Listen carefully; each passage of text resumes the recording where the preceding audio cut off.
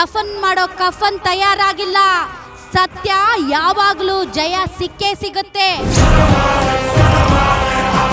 ಕೊಂದು ಬಿಟ್ಟು ಬೀದಿಯಲ್ಲಿ ಕಸದ ತರ ಹೆಣನ ಹಾಕಿದ್ರೆ ಪೊಲೀಸರು ಕಡಲೆಕಾಯಿ ತಿನ್ಕೊಂಡು ಸುಮ್ಮನೆ ಕೂತಿರ್ತಾರೆ ಅಂತ ಅನ್ಕೊಂಡಿದೀಯಾ? ಆನೆ ನಡೆದಿದ್ದೆ ದಾರಿ ಬರ್ತಾ ಇದ್ದೀನಿ, ತಾಕತ್ತಿದ್ರೆ ಕಟ್ಟ ಹಾಕಿ ಅಂತ ಸಿನಿಮಾ ಡೈಲಾಗ್ ಹೊಡೆದಿಯಲ್ಲ. ಗೋಲ್ಡನ್ ಜಿಮ್ ಅಲ್ಲಿ ಅಡಿಗೆ ಕೂತಿದ್ದಾಗ ಸೈಲೆಂಟ್ ಆಗಿ ಬಂದು ಜೀಪ್ ಹಚ್ಚಿ ಎತ್ತಾಕೊಂಡ್ ಬಂದ್ರಲ್ಲ ನಮ್ಮ ಕರ್ನಾಟಕ ಪೊಲೀಸ್, ಅದು ತಾಕತ್ತು. ಅಭಿಮಾನಿಯನ್ನೇ ಬರ್ಬರವಾಗಿ ಹತ್ಯೆಗೈದು ನಾನು ಕಾನೂನಿನಿಂದ ತಪ್ಪಿಸ್ಕೊಳ್ತೀನಿ, ದುಡ್ಡಿಂದ ಎಲ್ಲ ಸಾಧಿಸ್ಕೊಳ್ತೀನಿ ಅಂದ್ರೆ ಸಾಧ್ಯ ಇಲ್ಲ.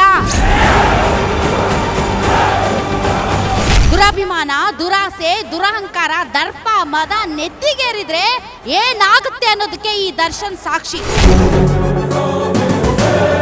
ಡಿ ಬಾಸ್ ಏನ್ ಮಾಡಿದ್ರು ಗ್ರೇಟು ಅಂತ ಅವನು ಮಾಡಿರುವಂತ ಕೆಟ್ಟ ಕೆಲಸಗಳಿಗೆ ನೀವು ಜೈಕಾರ ಹಾಕಿದ್ರೆ ನಿಮ್ಮನ್ನ ಅಭಿಮಾನಿಗಳು ಅಂತ ಕರೆಯಲ್ಲ, ದ್ಯಾವುಗಳು ಅಂತ ಕರೀತಾರೆ.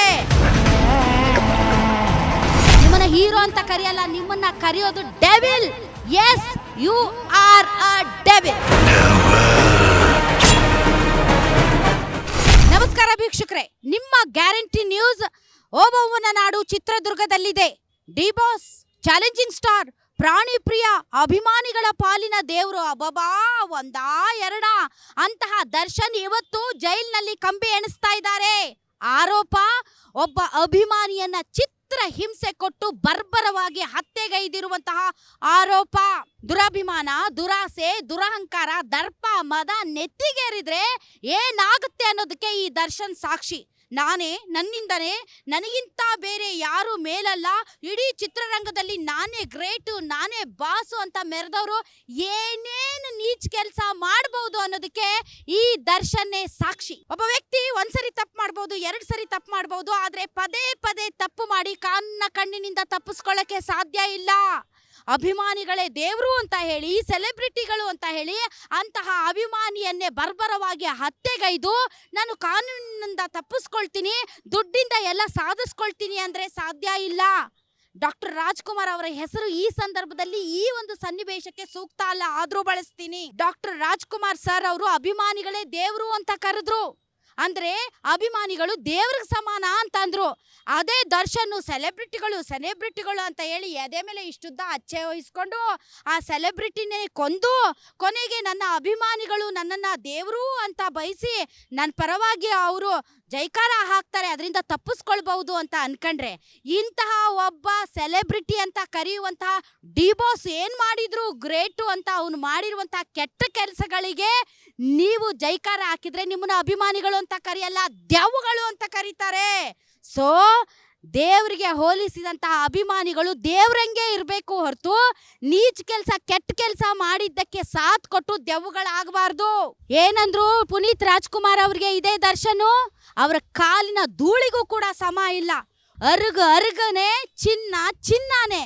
ಸೊ ಪುನೀತ್ ರಾಜ್ಕುಮಾರ್ಗೂ ದರ್ಶನ್ಗೂ ಕಂಪ್ಯಾರಿಸನ್ ಇಲ್ಲ. ಜನ ಮೆಚ್ಚುವಂತೆ ಬದುಕಿದ್ರು, ಸತ್ತ ಮೇಲೂ ಕೂಡ ಈಗಲೂ ಜನ ಶುಭ ಸೂಚಕವೆಂಬಂತೆ ಅವರ ಫೋಟೋ ಇಡ್ತಾರೆ. ಆದ್ರೆ ಇವತ್ತು ನಿನ್ನನ್ನ ಎಲ್ಲರೂ ಛೀ ಥೂ ಅಂತಿದ್ದಾರೆ. ಸೆಲೆಬ್ರಿಟಿ ಅಂತ ಕರೆದು ಅಭಿಮಾನಿನೇ ಕರೆಸಿ ಚಿತ್ರಹಿಂಸೆ ಮಾಡಿ ಕೊಲೆಗೈದ್ರು ಕೂಡ ನಮ್ಮ ಅಣ್ಣ ಗ್ರೇಟು, ನಮ್ಮ ಬಾಸು ಗ್ರೇಟು, ನಮ್ಮ ಬಾಸು ಮಾಡೋದೆಲ್ಲ ಸರಿ ಅಂತ ಯಾರ್ಯಾರು ನೀವು ಅಭಿಮಾನಿಗಳು ಮಾಡ್ತಿದ್ದೀರಲ್ಲ, ಬಾಬಾ ನಿಮ್ಮ ಮನೆಯಲ್ಲಿ ಅಪ್ಪ, ಅಣ್ಣ, ತಮ್ಮ, ಮಗ ಯಾರಾದ್ರೂ ಇದಾರಾ? ಅವ್ರಿಗೇನಾದ್ರೂ ಹಿಂಗ್ ಚಿತ್ರಹಿಂಸೆ ಕೊಟ್ಟು ಮರ್ಡರ್ ಮಾಡಿದ್ದಿದ್ರೆ ನೀವು ಇದೇ ಮಾತನ್ನ ಹೇಳ್ತಾ ಇದ್ರಾ? ಸೊ ಇದನ್ನ ಅಭಿಮಾನ ಅನ್ನಲ್ಲ, ಇದನ್ನ ದುರಾಭಿಮಾನ ಅಂತ ಅಂತಾರೆ.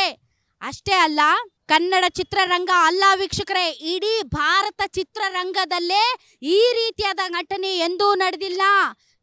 ತೆಲುಗು ಚಿತ್ರರಂಗದಲ್ಲಿ ಅಭಿಮಾನಿಗಳು ಮುಖ್ಯಮಂತ್ರಿಗಳನ್ನಾಗಿ ಮಾಡಿದ್ರು. ಅಷ್ಟೇ ಅಭಿಮಾನಿಗಳನ್ನ ಚೆನ್ನಾಗಿ ನೋಡ್ಕೊಂಡ್ರು ಆ ಒಂದು ಚಿತ್ರರಂಗದ ಸ್ಟಾರ್ಸ್.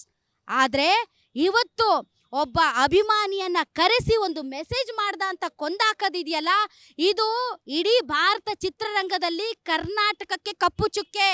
ಚಂದನ ವನದ ಬಗ್ಗೆ ಇಡೀ ಭಾರತೀಯ ಚಿತ್ರರಂಗ ಕೆಟ್ಟದಾಗಿ ಮಾತಾಡ್ಕೊಳ್ಳುವಂತ ಒಂದು ಸಂದರ್ಭವನ್ನ ಈ ದರ್ಶನ್ ಮಾಡಿದ್ದಾನಲ್ಲ, ಈತನನ್ನ ಕ್ಷಮಿಸ್ಬೇಕಾ?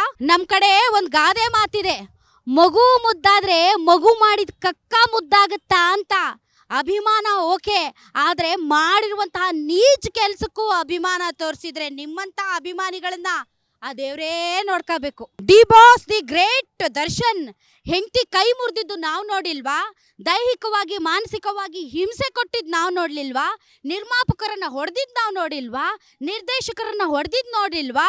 ಸ್ಟೇಜ್ ಮೇಲೆ ಸುಮಲತಾ ಕೂತಿದ್ದಾರೆ, ಅವ್ರ ಎದುರುಗಡೆನೆ ಬೆಳಿಗ್ಗೆ ಒಬ್ಳು ಬರ್ತಾಳೆ, ರಾತ್ರಿ ಒಬ್ಳು ಬರ್ತಾಳೆ ಅಂತ ಕಟ್ಕೊಂಡು ಹೆಂಡತಿನ ನೀಚವಾಗಿ ಮಾತಾಡಿದ್ದು ನಾವು ನೋಡಿಲ್ವಾ? ಎಲ್ಲೋದ್ರು ಜಗಳ, ಎಲ್ಲೋದ್ರು ಕ್ಯಾತೆ. ಹೋಟೆಲ್ಗೆ ಹೋದ್ರೆ ಅಲ್ಲಿ ಸರ್ವರ್ನ ಹೊಡಿತಾರೆ, ಬಾರ್ಗೆ ಹೋದ್ರೆ ಅಲ್ಲಿ ಕೆಲಸ ಮಾಡೋರ್ನ ಹೊಡಿತಾರೆ. ಅಷ್ಟೇ ಅಲ್ಲ, ಅಶ್ವಿನಿ ಪುನೀತ್ ರಾಜ್ಕುಮಾರ್ ಅವ್ರ ಬಗ್ಗೆ ಕೆಟ್ಟದಾಗಿ ಮಾತಾಡಿದ್ರಲ್ಲ, ಆ ಪ್ರಕರಣ ಮುಚ್ಚೋಯ್ತು. ಇದೆಲ್ಲ ನಾವು ನೋಡಿಲ್ವಾ? ಜಬರ್ದಸ್ತಾಗಿ ಬಾಡಿ ಬಿಲ್ಡ್ ಮಾಡ್ಕೊಂಡು ಕಂಡೆಯಲ್ಲಿ ಹೊಡೆದಾಡಿ ಬಡ್ದಾಡಿ ಜಗಳ ಮಾಡ್ಕೊಂಡ್ರೆ ನಿಮ್ಮನ್ನ ಹೀರೋ ಅಂತ ಕರೀತಾರ? ನಿಮ್ಮನ್ನ ಹೀರೋ ಅಂತ ಕರೆಯಲ್ಲ, ನಿಮ್ಮನ್ನ ಕರೆಯೋದು devil. Yes, you are a devil.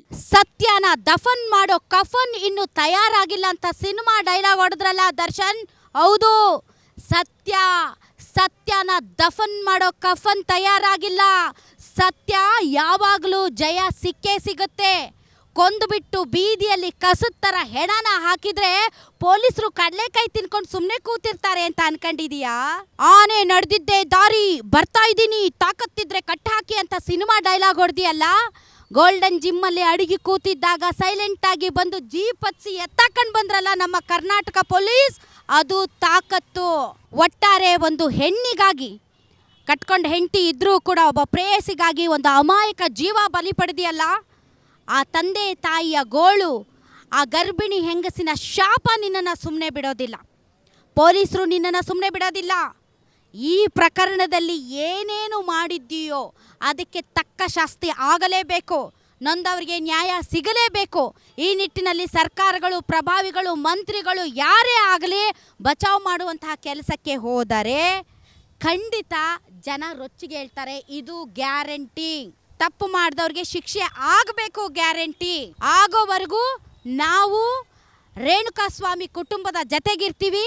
ಇದು guarantee, guarantee, guarantee. Guarantee news, ಸುದ್ದಿ ಖಚಿತ, ನ್ಯಾಯ ನಿಶ್ಚಿತ.